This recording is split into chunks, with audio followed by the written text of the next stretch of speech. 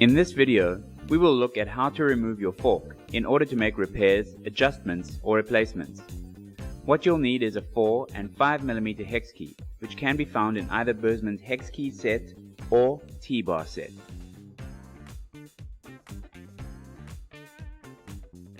To begin, remove the headset cap.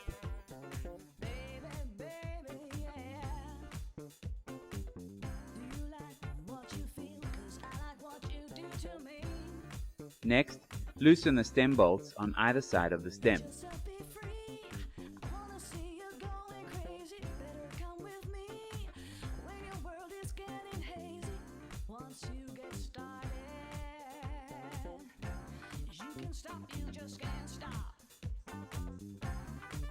Now, with one hand holding the fork in place, pull the stem upwards and away from the steerer tube.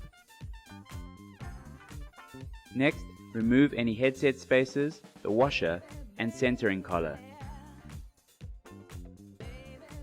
To make the later installation easier, it is advisable to remember the order in which the pieces were removed.